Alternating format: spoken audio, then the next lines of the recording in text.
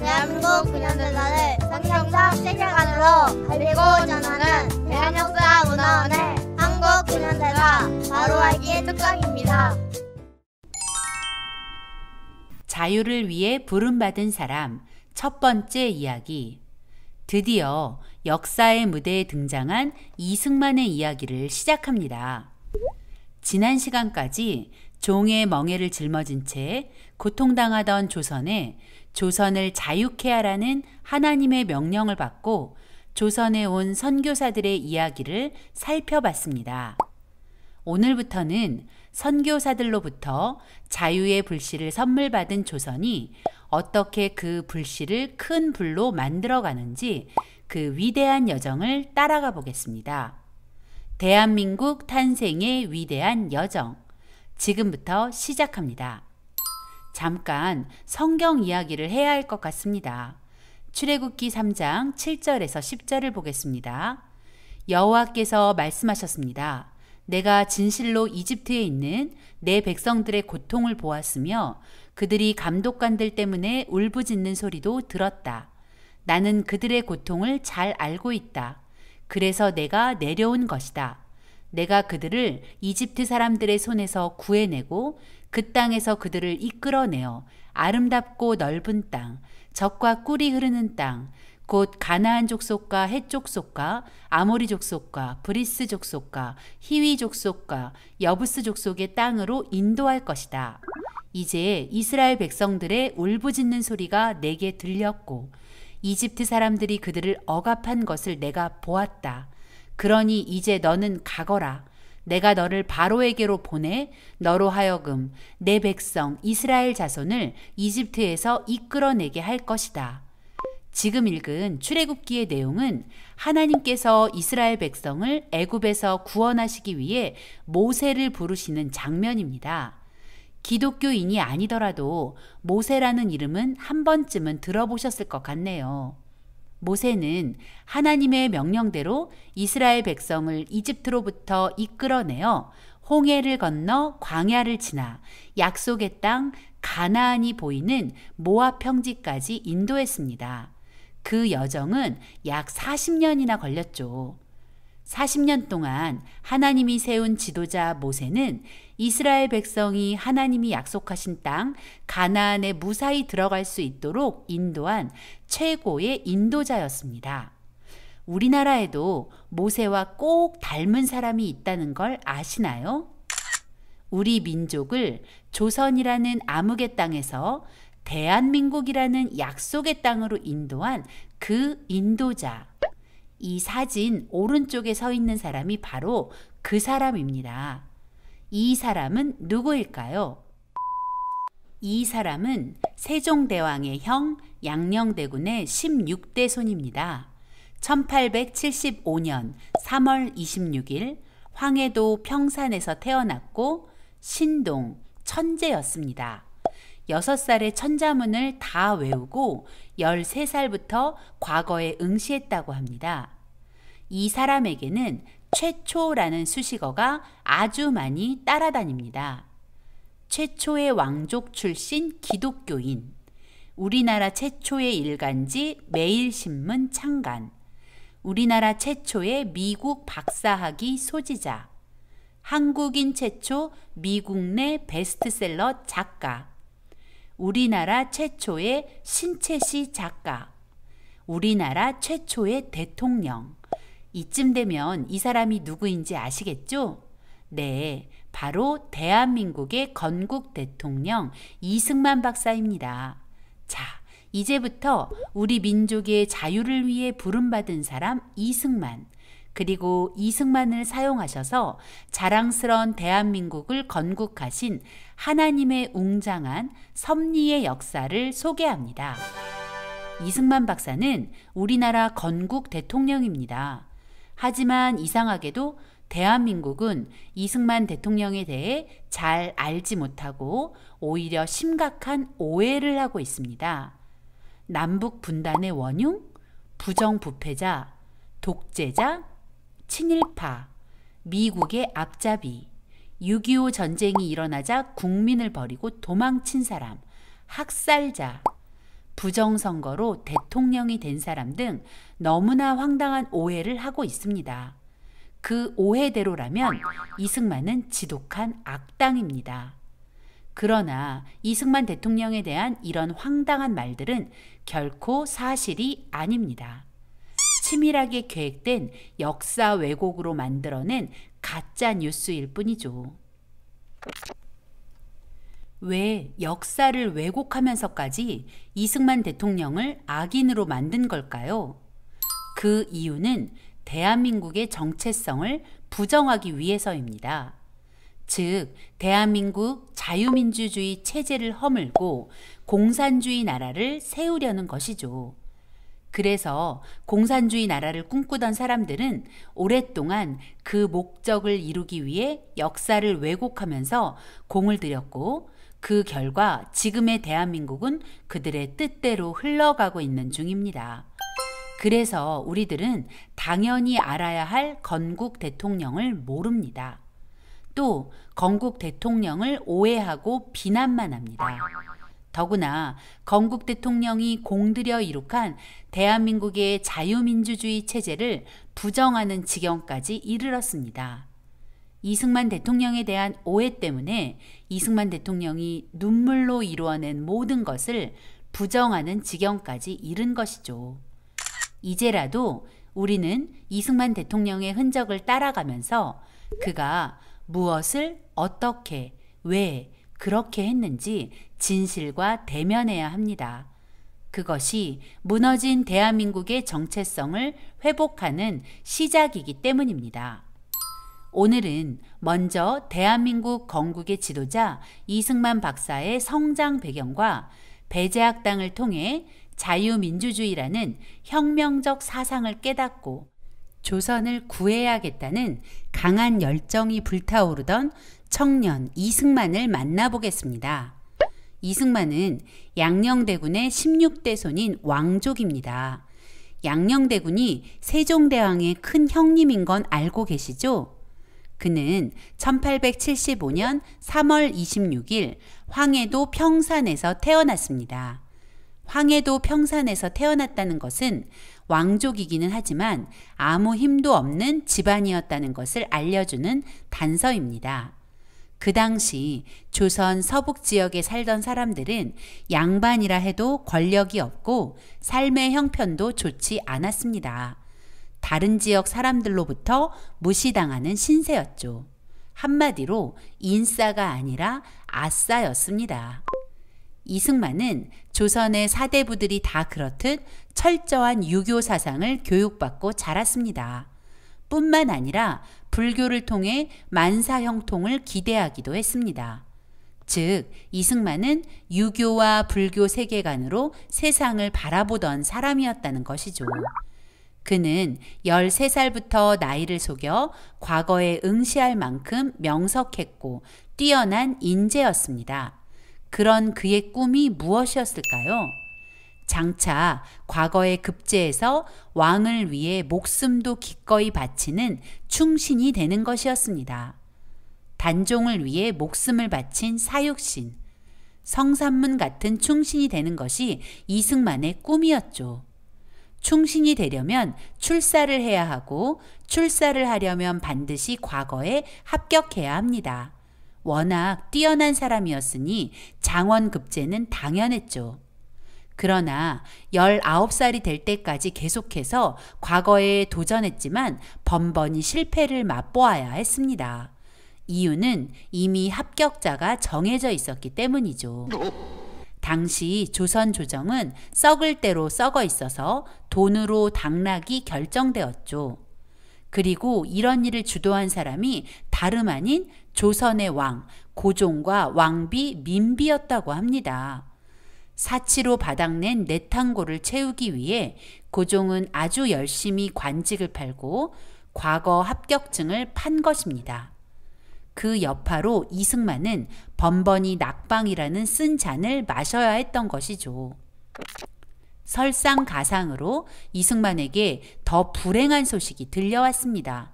바로 과거제도 폐지.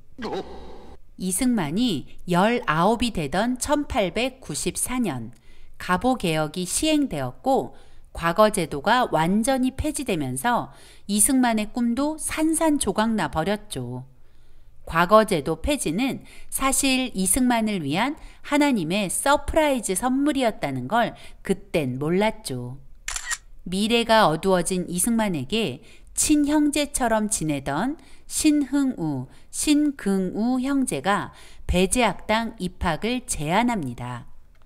신긍우의 손에 이끌려 배제학당에 발을 들인 그날, 이승만은 배제학당 입학을 결심하게 됩니다. 배제학당의 신문물은 이승만에게 적지 않은 충격을 주었고 그의 호기심을 자극하기에 충분했기 때문이죠. 그날의 그 결정이 이승만 자신과 민족의 미래를 바꾸어 놓는 전환점이 될 것이라는 걸 이승만은 알았을까요? 1895년 4월 2일 이승만은 그의 나이 20살에 분명한 목적을 가지고 배제학당에 입학했습니다. 그 목적은 영어를 배워 새로운 삶의 길을 찾는 것, 그리고 신기한 서양 학문 탐구였습니다. 그는 배제학당에서 아펜젤러 선교사의 설교를 듣게 되었습니다. 유교적 세계관에서 자란 이승만에게 아펜젤러 선교사의 설교는 괴상망측하게 들렸습니다. 설교의 핵심은 예수님의 죽음으로 우리가 구원받는다는 것이었죠. 놀라운 일들을 한다는 사람들이 왜 저렇게 바보 같은 생각을 할 수 있지? 어떻게 이런 터무니없는 교리를 믿는다는 말인가? 위대한 부처님을 알고 공자의 지혜를 아는 유식한 학자는 저런 교리를 믿을 수 없다. 유교를 신봉하는 자신이 현명하고 똑똑하다는 확신에 차 있었습니다. 아들이 배제학당에서 공부한다는 사실을 알게 된 이승만의 어머니는 서양 귀신 믿는 그런 학당에 들어가면 어떻게 하냐며 이승만을 걱정했다고 합니다. 그때도 이승만은 자신만만하게 저는 그들이 하는 말을 믿기에는 너무 총명해요 라고 답하며 절대 예수를 믿는 일은 없을 것이라고 어머니를 안심시켰습니다. 그러나 이승만은 결국 그 이상하다던 예수님만이 자신과 나라를 구원할 유일한 분임을 고백하게 되죠. 이승만은 아펜젤러 선교사의 설교를 잘 들으려 하지 않았습니다. 그가 설교를 듣는 이유는 선교사의 말실수를 잡아내거나 허점을 찾아내서 공격할 목적이었죠. 물론 나는 주의 깊게 들으려고 하지도 않았지만 들은 게 있다면 비판하기 위해서거나 반박하기 위해서였다라고 자신의 비망록에 고백하고 있습니다. 이승만은 배제학당에서 무엇을 배웠을까요? 그는 영어를 배울 목적으로 배제학당에 입학했다고 했었죠. 이승만의 영어 습득은 놀라울 정도로 빨랐습니다. 영어의 기초를 배우고 난 후 파이팅 선교사에게 한글을 가르치며 그의 영어 실력이 더 급속히 성장하게 되었다고 하네요. 얼마나 영어 실력이 급속히 향상되었던지 배제학당에 입학하고 6개월 만에 배제학당 신입생들의 영어 교사가 되었다고 하니 정말 놀라운 실력이죠. 그리고 졸업할 때는 졸업생 대표로 유창한 영어 연설을 해서 사람들을 놀라게 했다고 합니다. 그의 탁월한 언어 실력은 후일 한성 감옥에서 영어 원서를 읽으며 세계 정세를 파악하고 통찰력을 키워가는 중요한 도구가 되었죠. 이승만은 배제학당에서 영어보다 더 중요한 가치를 발견하게 됩니다. 바로 자유와 평등 그리고 민주주의입니다. 그는 민주주의가 조선을 살릴 가치라고 확신하게 되었죠. 배제학당의 선교사들은 모두 미국 선교사들이었습니다. 이승만은 그중 벙커, 올링거, 헐버트 선교사 등과 많은 시간을 보냈다고 합니다. 선교사들이 들려주는 미국의 민주주의는 이승만의 마음을 사로잡기에 충분했습니다. 특히 종이에 기표하여 나라의 대표를 선출하는 선거는 이승만의 마음에 큰 충격과 함께 조선을 바꾸고 싶다는 꿈을 꾸게 했죠. 이승만은 선교사들과 깊이 교제하면 할수록 조선의 모든 사람은 평등한 기회와 권리를 가져야 한다는 신념이 더욱더 분명해졌습니다. 이승만이 배제학당에 입학했던 그 해, 갑신정변으로 인해 미국으로 떠났던 서재필 선생이 배제학당의 교사로 합류했습니다. 이승만은 서재필과 교제하면서 조선을 살릴 유일한 방법이 자유와 평등을 기초로 한 자유민주주의라는 것을 더욱더 확신하게 되었습니다. 이승만은 내가 배제학당에 가기로 한 것은 영어를 배우려는 큰 야심 때문이었고, 그래서 나는 영어를 열심히 공부했다. 그러나 나는 영어보다 더 귀중한 것을 배웠는데 그것은 정치적 자유이다 라고 고백했죠. 이승만은 이 중요한 가치를 마음에 품은 그날부터 조선의 민주주의가 실현되기를 기대하며 자신의 모든 것을 쏟아부어 달리기 시작했습니다. 이제 내가 이 나라를 위해 무엇이든 해봐야겠다. 이승만의 마음에는 자신이 조선을 구해야겠다는 강한 열정이 불타오르고 있었습니다. 이승만은 신문을 통해 조선 사람의 마음을 움직이려 했습니다. 협성회보의 주필로 활동하면서 조선 조정을 신랄하게 비난하기도 했습니다. 그 비난은 진실이었고 이승만의 글은 날카로웠습니다. 따라서 고종과 조선 조정의 심기를 아주 불편하게 만들었죠. 아펜젤러 선교사는 이승만을 보호하기 위해 협성회보에 글을 실기 전 자신에게 검열을 받도록 했습니다. 그러나 아펜젤러 선교사의 말을 받아들이기 힘들었던 이승만은 스스로 신문을 만들어야겠다고 결심하고는 매일신문을 창간합니다. 매일신문은 우리나라 최초의 민간신문으로 우리나라 신문 역사에 아주 중요한 자리를 차지하고 있습니다. 또 제국신문과 독립신문에서 주필로 활동하며 무능한 조정을 비판하고 조선 사람들의 인식을 바꾸려 노력했습니다. 그리고 독립협회를 조직하고 만민공동회라는 대중집회를 열어 사람들 앞에서 직접 연설하면서 지금 조선의 현실과 이 혼란한 상황을 극복할 방법은 오직 민주주의라는 새 가치를 받아들이는 것뿐이라며 조선 사람들을 설득했습니다. 우리는 지금 위기 가운데 있습니다. 여러 강대국이 조선을 둘러싸고 서로 조선을 집어삼키려 하는데 우리가 힘을 내서 외국의 힘을 물리치고 우리 스스로 조선을 다스릴 힘을 기릅시다 라고 말이죠. 1898년 3월 10일에 열린 만민공동회에서는 러시아 저령도 조차 반대 연설을 통해 세계 열강이 우리를 집어삼키려는 것을 보고만 있지 말고 힘을 모으라고 호소하기도 했습니다. 이승만은 신문과 만민공동회를 통해 조선을 빼앗으려는 일본, 러시아, 영국으로부터 우리나라 주권을 지키고 독립을 보존하자는 주권 수호 운동과 무능한 조정 대신들 나와라, 군주제를 개혁하자 라고 외치며 입헌 군주제 개혁을 주장했습니다. 다른 나라에 휘둘리지 말고 스스로 주권을 행사하는 나라가 되자는 주권 수호 운동, 그리고 왕을 부정하지는 않지만 정치는 정치가들에게 맡기자는 입헌 군주제. 이승만의 이러한 강력한 주장에는 분명한 이유가 있었습니다. 갑신정변과 텐진조약, 그 결과물인 청일전쟁, 그리고 을미사변과 아관파천 등의 굴욕적 역사 속에서 고종과 조정 대신들은 반성 없이 점점 더 나라를 망쳐가고 있었기 때문입니다.